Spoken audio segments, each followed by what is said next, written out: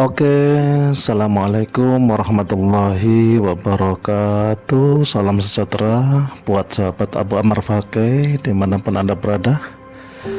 Salam jumpa kembali dengan kami ya, Abu Ammar Fakih channel di sini. Kita sekarang sedang dalam perjalanan dari Universitas Islam Negeri Surabaya ya, Universitas Islam ya Sunan Ampel Surabaya, UINSA. Kita akan melanjutkan perjalanan menuju ke Polres Gresik. Oke sahabat Abu Ammar Fakih dimanapun Anda berada ya, jangan lupa sebelum menonton video kami, jangan lupa pastikan kita telah melaksanakan perintah Allah ya, kita telah melaksanakan perintah Tuhan kita ya, yakni sholat 5 waktu kita laksanakan dengan baik ya, kita jaga sholat 5 waktu kita, dan jangan lupa ya senantiasa beramal saleh berupa membaca Al-Quran atau ngaji ya. Ini untuk kita yang prioritas kehidupan kita adalah akhirat yang abadi. Ini untuk kita sesama muslim, tentu prioritas hidup kita adalah akhirat kelak ya, yang abadi, kekal abadi gitu. Sekaligus kita meyakini berasal dari agama Islam, berasal dari ajaran agama kita, bahwa kehidupan di dunia ini ya, wa mal hayatud dunya illa la'ibun wa lahwun ya, wa mal hayatud dunya illa la'ibun wa lahwun, bahwasanya kehidupan dunia ini ya hanyalah berbentuk semacam tidak yang sebenarnya ya, la'ibun walahwun, hanya berbentuk semacam permainan-permainan ya, permainan-permainan belaka, alias bukan yang sebenarnya. Wamal hayatud dunya illa la'ibun walahwun ya, walal akhiratu khairul lil mu'minina ya, walal akhiratu khairul lil mu'minin ya. Dan tentu kehidupan yang sebenar-benarnya kehidupan adalah kehidupan yang kelak ketika kita sampai di akhirat gitu. Ini keyakinan sebagai seorang muslim ya, sebagai ajaran agama Islam kita. Jadi kehidupan ini bukanlah yang sebenarnya, kehidupan di dunia ini bukanlah yang sebenarnya ya, kehidupan di dunia ini bukanlah yang sebenarnya, dan kehidupan yang sebenarnya adalah kehidupan di akhirat yang abadi kelak gitu. Ini keyakinan ya, ini dasar ya hidup yang kita peroleh dari ajaran agama kita yang suci gitu. Oke sahabat Abu Ammar Fakih tercinta, ini kita sedang dalam perjalanan dari Universitas ya Islam Negeri Sunan Ampel Surabaya, UINSA Surabaya. Kita barusan telah mengikuti acara ya, mengikuti acara di UINSA Surabaya, Abu Ammar Fakih ya. Selanjutnya kita akan bersama-sama rombongan ini, bersama-sama rombongan untuk kembali ke tempat ya, ke tempat awal kita berangkat tadi, yakni ke Polres Gresik gitu. Jadi sekali lagi kepada sahabat Abu Ammar Fakih semua ya, sahabat Abu Ammar Fakih channel semua dimanapun berada, sebelum menonton video kami jangan lupa pastikan kita telah melaksanakan apa yang menjadi kewajiban kita dari Tuhan kita, Dan pastikan juga kita hari ini telah melaksanakan amal soleh dalam bentuk membaca Al-Quran alias ngaji. Ini sesuatu yang penting untuk kita, yang prioritas kehidupan adalah akhirat yang abadi. Oke, kita lanjutkan perjalanan. Ini masih di sepanjang jalan ya. Kita tadi dari Uinsa Surabaya, kita ambil kiri, kita menuju tol ya. Kita ke Polres Gresik langsung menuju tol. Kita akan menuju tol ya. Kita ambil jalan untuk mencari putar balik menuju tol gitu ya. Sambil ngobrol-ngobrol tentunya dengan Abu Ammar Fakih di sini ya. Abu Ammar Fakih apa yang dibicarakan dan disampaikan terutama ya lebih dominan kepada nilai-nilai religius, kepada nilai-nilai agama gitu, karena memang basic Abu Ammar Fakih ya, basic pendidikan terutama pendidikan dari sekolah MI MTS Alia, kemudian kuliah, kebetulan kuliah Abu Ammar Fakih di Uinsa Surabaya. Di Uinsa Surabaya yang dulu masih berstatus ya institut, yaitu IAIN, belum universitas. Jadi dulu pada waktu Abu Ammar Fakih menempuh pendidikan tinggi, pendidikan sekolah tinggi sebagai mahasiswa ya, belum disebut Uinsa, belum berubah menjadi universitas, tetapi masih berbentuk institut ya, IAIN, Institut Agama Islam Negeri Sunan Ampel Surabaya gitu. Jadi basic yang kuat di diri Abu Ammar Fakih tentu basic yang berkenaan dengan agama gitu. Itu jadi pembicaraan obrolan ya Abu Ammar Fakih dengan seluruh sahabat Abu Ammar Fakih channel ya, dimanapun Anda berada.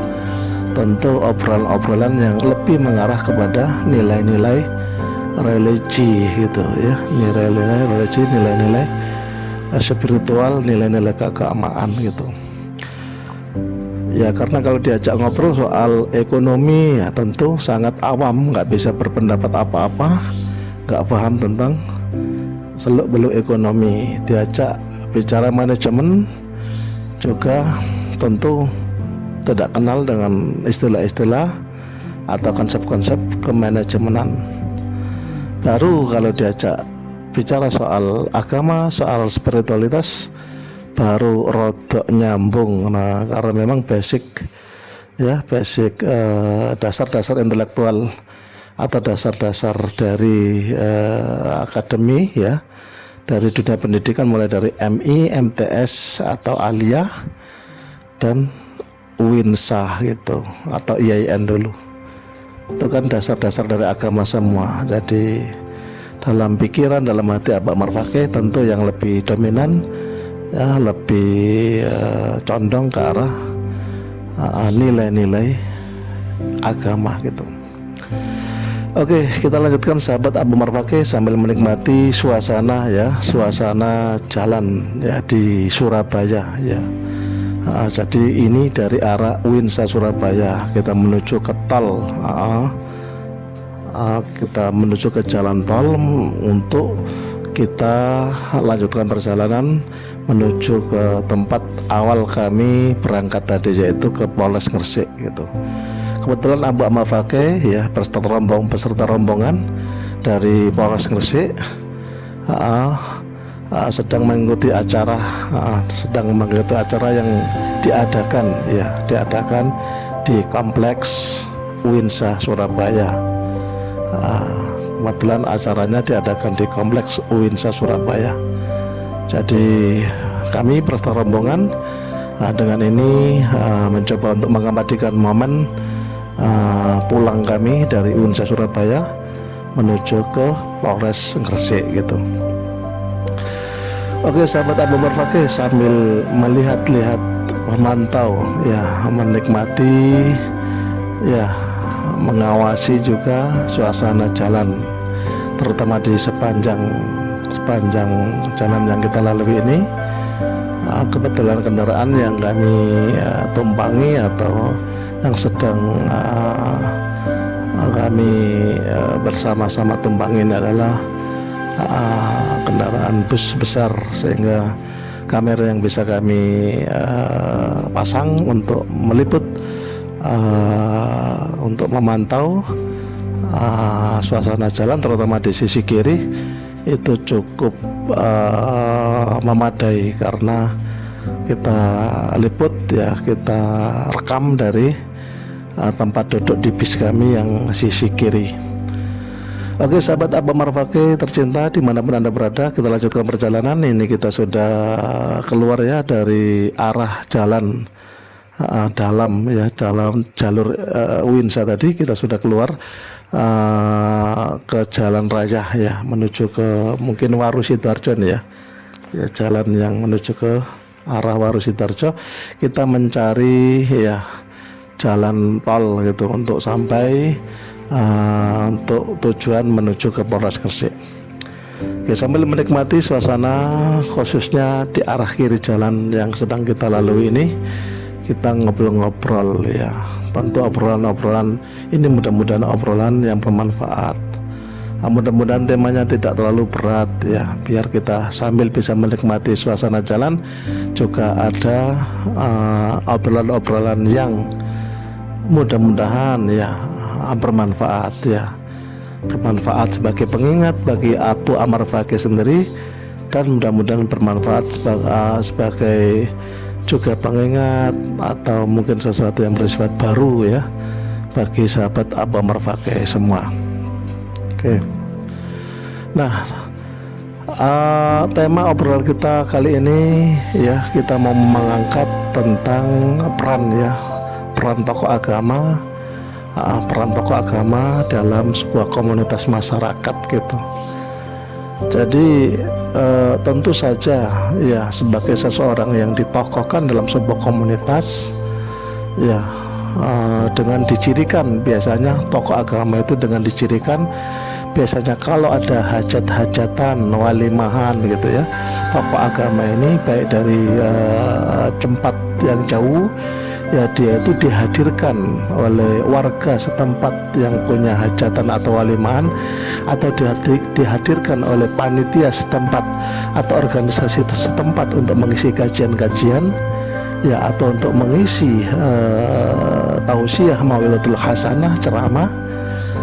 Nah ini adalah ciri ya, atau bisa disebut sebagai definisi dari tokoh agama, salah satu definisi dari tokoh agama. Jadi seorang yang dipercaya untuk menyampaikan semacam ilmu agama ya, untuk menyampaikan ajaran-ajaran agama ya, agama Islam pada undangan yang hadir atau pada penduduk setempat atau pada jamaah yang dihadirkan oleh panitia tersebut atau sebuah organisasi tersebut gitu.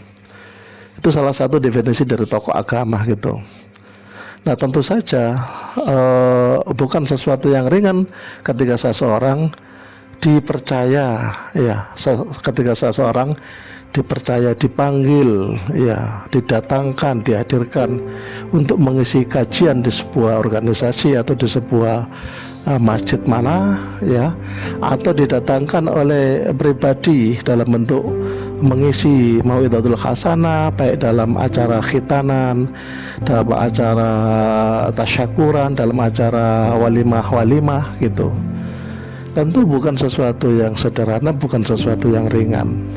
Tentu bukan sekedar menyampaikan materi-materi dakwah, tetapi lebih dari itu, seorang tokoh agama itu memiliki tanggung jawab moral yang lebih dari itu. Tentu bukan sekedar menyampaikan materi-materi dakwah, bukan. Ini pemahaman ya yang dimiliki oleh Abu Marfaqih ya. Jadi Abu Marfaqih, menurut Abu Marfaqih ya, itu tokoh agama yang salah satu definisinya adalah mereka ya, para ulama ya, para dai, para mubalik ya, yang dipercaya untuk mengisi berbagai kajian-kajian ya, di antara mereka yang dipercaya untuk mengisi sebagai mau'izatul hasanah, pemateri atau penceramah di walimah-walimah, di tasyakuran-tasyakuran, di pertemuan-pertemuan mereka ya. Ini salah satu definisi ya seseorang kita sebut sebagai tokoh agama, orang yang dipercaya untuk menyampaikan ajaran-ajaran agama ya di suatu tempat ya. Nah, menurut Abu Ammar Fakih gitu ya, tokoh agama ini bukan hanya bertanggung jawab melaksanakan dakwah, yaitu menyampaikan berbagai ajaran-ajaran agama Islam kepada jamaah atau kepada undangan yang hadir di tempat itu. Tapi lebih dari itu, dia memiliki tanggung jawab moral. Ya, apa tanggung jawab moral itu? Paling tidak karena dia telah ditokoh agamakan di suatu tempat tertentu tersebut, maka dia harus juga membuka mata terhadap apa fakta-fakta yang terjadi di masyarakat tersebut. Jadi membuka mata berarti menggali berbagai informasi di daerah tersebut. Tidak hanya datang ke suatu daerah memenuhi panggilan dakwah dari orang yang mempercayai dia untuk menyampaikan dakwahnya, baik khutbah Jumat, khutbah Idul Fitri, Idul Adha, atau menyampaikan materi-materi ceramah di walimah atau tasyakuran-tasyakuran tertentu. Bukan hanya menyampaikan materi dakwah, bukan, tetapi karena status seseorang yang sudah dipercaya untuk menyampaikan ajaran agama itu, dia memiliki status sebagai tokoh agama di suatu kawasan tersebut, di area tersebut, maka paling tidak dia juga punya tanggung jawab moral, bukan hanya menyampaikan materi dakwah, tapi membuka mata lebar-lebar terhadap kondisi masyarakat setempat. Kemudian menggali informasi sedalam-dalamnya dan sebanyak-banyaknya apa yang telah terjadi, peristiwa apa saja dan hal apa saja yang terjadi di masyarakat setempat yang dia dipercaya datang ke sana, baik oleh panitia pengajian, oleh pribadi-pribadi yang mempercayai dalam bentuk tasyakuran atau oleh organisasi-organisasi setempat. Jadi dia punya tanggung jawab bukan hanya menyampaikan materi dakwah, bukan hanya berhenti di situ, tidak berbentuk titik tapi masih koma. Dia harus membuka mata lebar-lebar. Apa yang harus digali, informasi apa yang harus diketahui? Tentu informasi berkenaan dengan kemasyarakatan. Adakah di sana ya praktek-praktek yang dilarang agama itu, apakah masih dilakukan oleh masyarakat setempat, tentang minuman keras dari kalangan remaja atau pemudanya, apakah masih dalam kondisi begitu. Itu informasi itu paling enggak harus digali demi membuka mata gitu. Kemudian dia mengadakan semacam komunikasi. Jadi informasi itu kan bisa diperoleh dari stakeholder setempat ya. Kalau di sebuah kawasan desa bisa diperoleh dari kepala desa atau perangkat desa yang mungkin saat dia memberikan materinya di suatu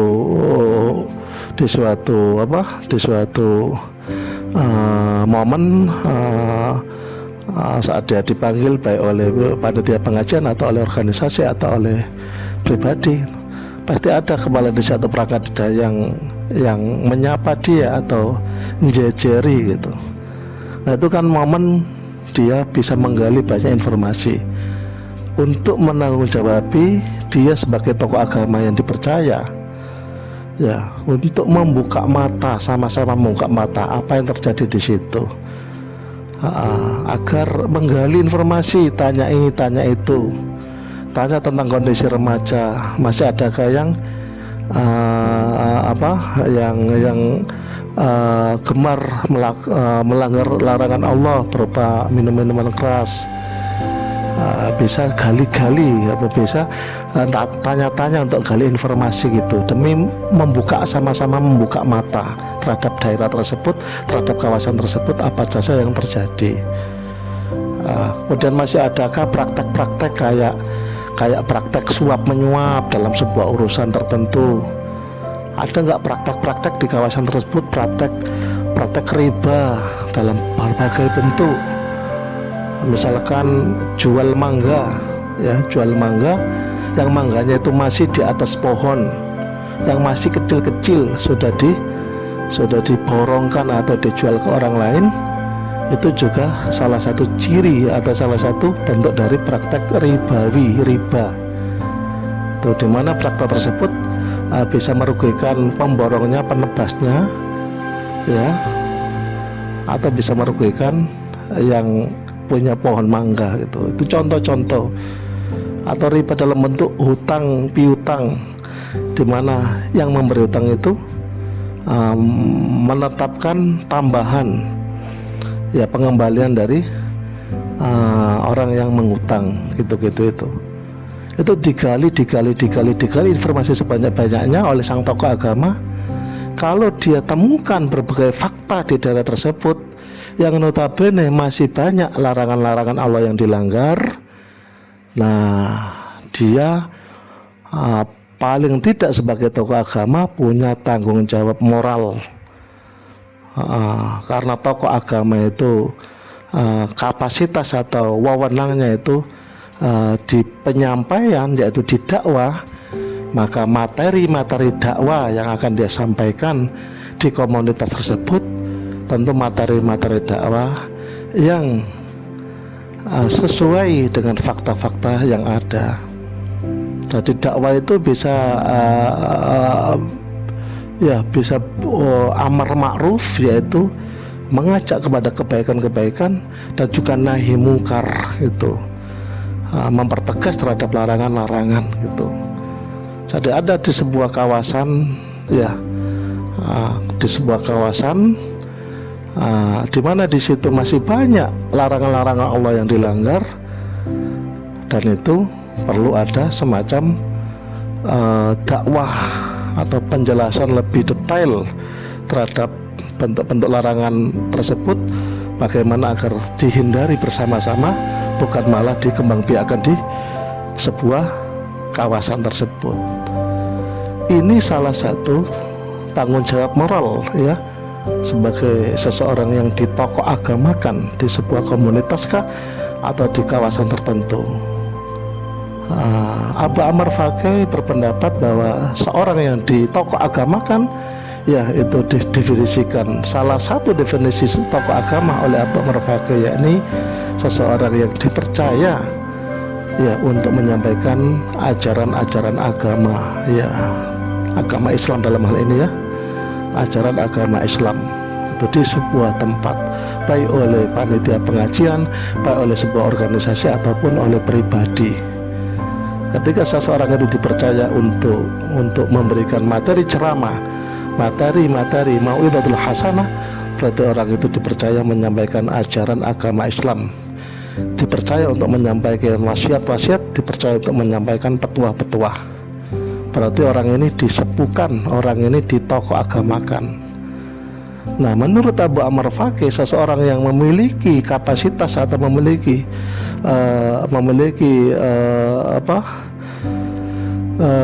derajat,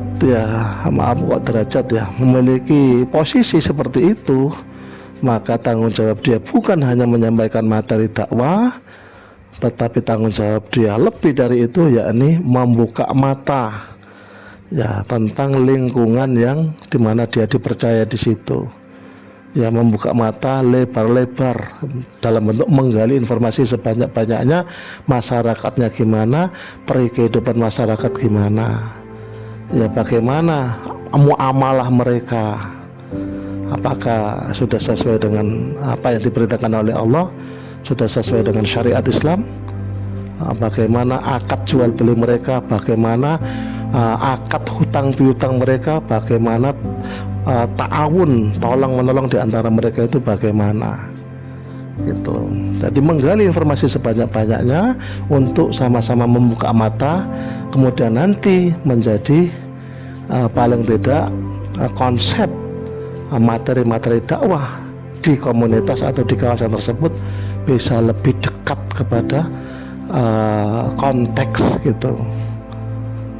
Jadi bisa lebih dekat kepada konteks. Jadi ini yang kita rindukan, seorang mubalek ya, ketika hendak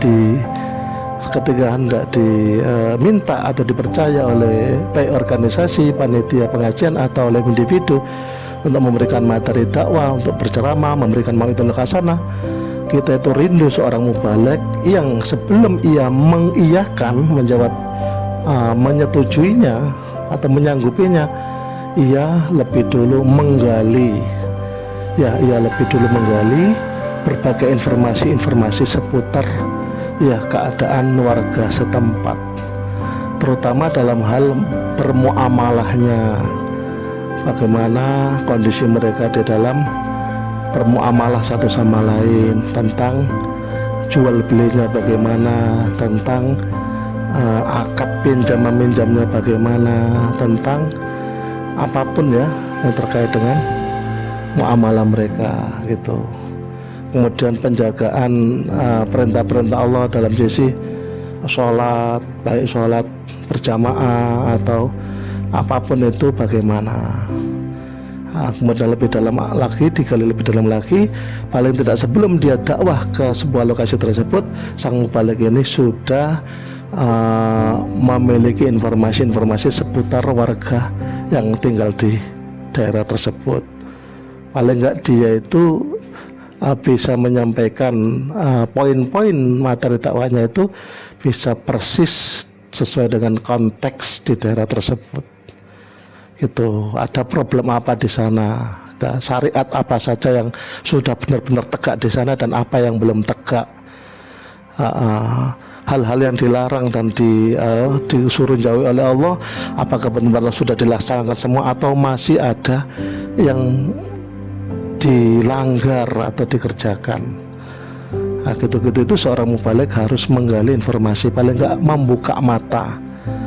Ya, itu menurut Abu Amr Faqih. Jadi posisi seorang mubalek, dai dan lain-lain, atau dengan istilah tokoh agama tadi, ya seseorang yang dipercaya oleh sebuah masyarakat, seseorang yang dipercaya oleh sebuah panitia, seseorang yang dipercaya oleh suatu organisasi, atau bahkan seseorang yang dipercaya oleh individu untuk menyampaikan materi dakwah, untuk menyampaikan ajaran agama Islam, ya dalam hal ini agama Islam, maka bolehlah seseorang itu ya kita statuskan sebagai tokoh agama gitu.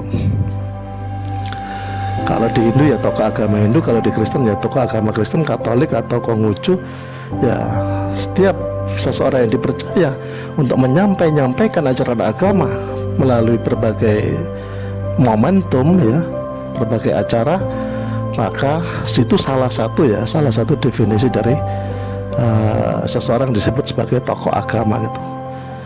Jadi kemudian melekat pada dirinya tanggung jawab gitu ya, melekat pada dirinya tanggung jawab, bukan hanya menyampaikan materi-materi dakwah, tetapi lebih dari itu, yaitu tanggung jawab membuka mata selebar-lebarnya, ya membuka mata selebar-lebarnya terhadap kondisi masyarakat setempat gitu.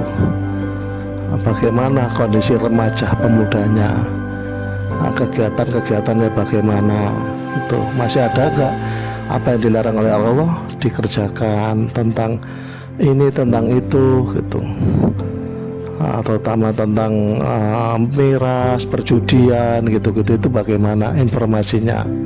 Dia harus bersedia membuka mata gitu. Dalam bentuk apa? Ya wawancara, tanya, menggali lebih dalam kepada siapa yang sedang dihadapinya itu, sedang akan mempercayai dirinya itu. Tidak kemudian a priori dia datang ke sebuah daerah yang dia dipercaya untuk menyampaikan materi dakwah di sana, jadi dia hanya menyampaikan materi dakwah tanpa dia perlu tahu banyak hal tentang kawasan tersebut. Ini patut disayangkan ya. Kami menyayangkan gitu. Maksudnya ada yang kurang gitu dalam hati kami, yaitu Abah Marfaqih, ada yang kurang gitu. Bahwasanya seorang tokoh agama, seorang yang ditokohkan ya, terutama di bidang keagamaan ya, itu sekaligus dia punya tanggung jawab moral untuk sama-sama membuka mata gitu, menggali lebih dalam informasi apa saja yang terjadi di warga masyarakat setempat. Syariat Islam sudah nggak dijunjung tinggi di situ. Kalau ada hal-hal yang dilanggar berbentuk apa saja yang masih dalam bentuk dilanggar, tentang suap menyuap apakah masih berjalan di kawasan tersebut oleh warga masyarakatnya, tentang riba hutang piutang yang di situ penghutangnya itu menetapkan tambahan-tambahan tertentu untuk tujuan dapat income dari baik organisasinya atau pribadinya gitu-gitu, apakah masih ada itu. Kalau nanti saat menggali informasi itu hal-hal yang dilarang Allah itu benar-benar masih berjalan, masih terjadi di sebuah kawasan atau di sebuah komunitas tertentu tersebut, nah ini menjadi PR bagi sang mubalik, bagi sang tokoh agama ini untuk kemudian bagaimana bisa urun rembuk ya, bagaimana bisa menyampaikan penegasan-penegasan tertentu dari sisi keagamaan. Karena memang berdakwah itu seni, dikerasi nggak mungkin, terlalu lembek juga nggak mungkin. Maksudnya nggak mungkin itu nggak akan dapat gitu loh ikannya, atau nggak akan dapat hasilnya. Terlalu keras juga bisa jadi nggak sampai pada tujuan kita nanti. Terlalu lembek, terlalu tidak peduli, terlalu tidak ada sebuah ketegasan gitu, terlalu lembek lah, itu juga kita akan nggak sampai pada tujuannya itu. Jadi berdakwah, menyampaikan poin-poin ajaran agama, yaitu tentu saja sebuah seni gitu. Jadi butuh semacam skill khusus, butuh semacam pemikiran khusus, butuh semacam kemampuan atau manajemen yang baik ya, terutama di bidang dakwah gitu. Kebetulan Abah Marfaqih ini dulu kuliah di UINSA atau IAIN, spesifikasinya ya mengambil fakultas dakwah, jadi sedikit memahami bagaimana dakwah itu dilaksanakan. Tentu saja dakwah itu menyampaikan ya materi-materi dakwah kepada audien atau sasaran dakwah, kemudian menunggu adanya feedback, umpan balik ya. Berarti benar-benar kawasan dakwah dia itu termanajemeni gitu loh. Karena dalam urusan dakwah itu ada yang disebut dengan istilah feedback, umpan balik ya, atau ingin melihat hasil ya, atau ingin melihat keadaan sesudah diberikan materi-materi dakwah itu ada nggak perubahan gitu. Kalau belum ada, apa yang salah dakwahnya atau bagaimananya gitu. Seorang dai itu begitu. Seorang yang sudah menyampaikan materi-materi dakwah, ceramah, ngisi-ngisi kajian dimanapun berada, paling tidak berhenti hanya sebagai penyampai materi, tidak, tapi ada tindak lanjut, ada feedback daripada dakwah yang dilakukan. Dan itu kan tidak mungkin dilakukan kecuali dengan menyambung komunikasi, terutama dengan stakeholder ya, menyambung komunikasi yang intens dengan stakeholder setempat atau tokoh-tokoh masyarakat setempat untuk bisa menggali lebih dalam, bisa menggali lebih dalam, bisa menggali lebih dalam. Terutama nanti di hadapan Allah, ya, tokoh agama yang dipercaya oleh masyarakat, dia menyampaikan ajaran-ajaran agama ini, dia bertanggung jawab di hadapan Allah. Bertanggung jawab terhadap apa? Bertanggung jawab terhadap masyarakat lingkungan setempat. Nah, kalau sang dai, ya, sang mubalik, sang tokoh agama ini tutup mata, alias dia datang dan hanya menyampaikan materi tanpa menggali lebih banyak informasi-informasi, tanpa seingin membuka mata lebar-lebar bersama-sama terhadap kondisi masyarakat. Nah, ini nanti di hadapan Allah paling tidak bahan apa yang bisa disampaikan ketika Allah bertanya, sudah nggak engkau memberikan kabar gembira atau peringatan kepada warga masyarakatmu yang dimana engkau dipercaya di sana, gitu.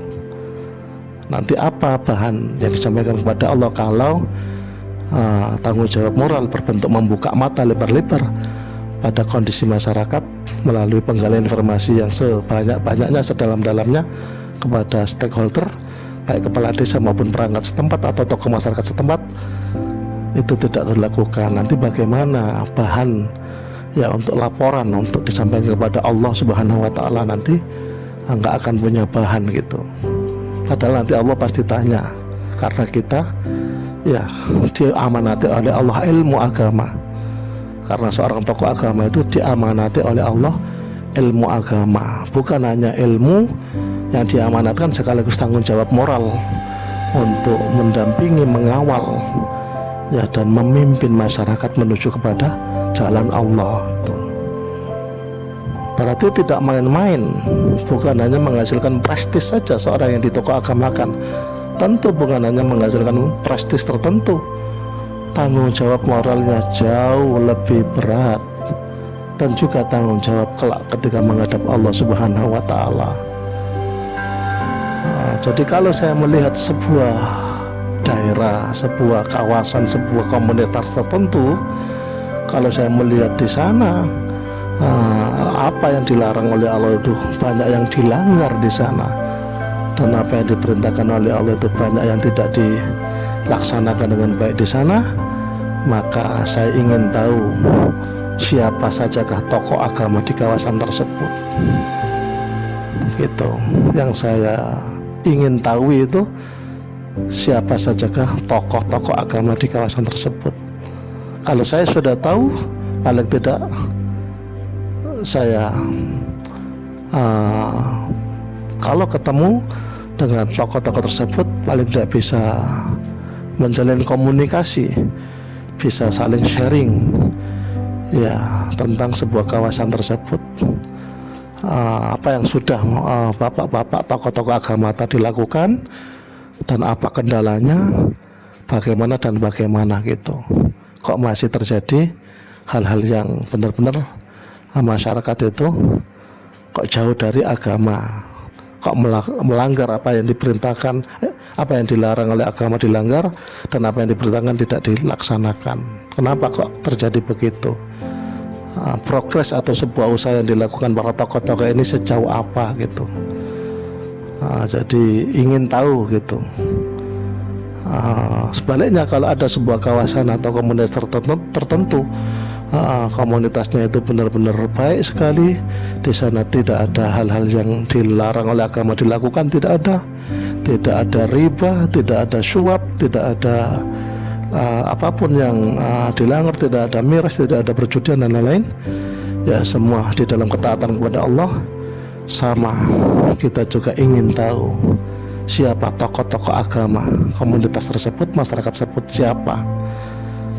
Kita ingin belajar sama-sama bagaimana tokoh-tokoh agama ini melaksanakan perannya, kok bisa sesukses itu, seberhasil itu, gitu. Jadi lagi-lagi melihat sebuah komunitas, melihat sebuah daerah, melihat sebuah kawasan tertentu, bagaimana kondisi masyarakatnya. Jika masyarakatnya masyarakat yang taat kepada Allah, masyarakat yang benar-benar masyarakat yang soleh, itu lagi-lagi kita akan kita kepingin tahu masyarakat di sini itu siapa tokoh-tokoh agamanya gitu. Bagi Abu Ammar Fakih ini ya menarik gitu. Sebaliknya jika ada sebuah komunitas kawasan tertentu ya, di mana warga masyarakatnya itu tidak taat agama ya, hal-hal yang dilarang itu dilaksanakan di situ, kita juga ingin tahu siapa tokoh agama ya yang berperan sentral di kawasan tersebut gitu. Jadi betapa pentingnya ya peran ya tokoh agama di suatu kawasan tertentu ya. Memang kapasitasnya di penyampaian di dakwah, tetapi dakwah bukan sembarangan dakwah, dia juga punya tanggung jawab berbentuk membuka mata lebar-lebar tentang sebuah kondisi ya warga masyarakat di suatu daerah yang dia dipercaya tersebut, itu membuka mata lebar-lebar untuk mengetahui seluk-beluknya. Kalau ada hal yang dilarang di kawasan tersebut dilaksanakan, nah dakwah dia itu harus dakwah nahi mungkar, bukan amar ma'ruf lagi.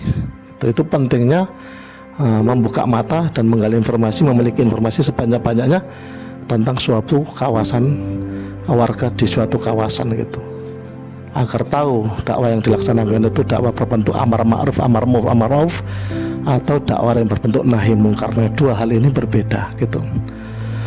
Oke sahabat Abu Ammar Fakih, mohon maaf terlalu serius, terlalu bersemangat menyampaikan poin-poin pemikiran Abu Ammar Fakih. Tidak terasa ini kita sudah sampai di tempat tujuan kita, yaitu di Polres Gresik ya, yang tercinta ini ya, Polres Gresik. Kami Abu Ammar Fakih ini warga masyarakat ya, warga masyarakat Gresik, sehingga termasuk tempat yang kami cintai adalah kantor Polres Gresik ini gitu. Oke, demikian ya ngobrol ya dengan sahabat Abu Ammar Fakih channel dimanapun Anda berada.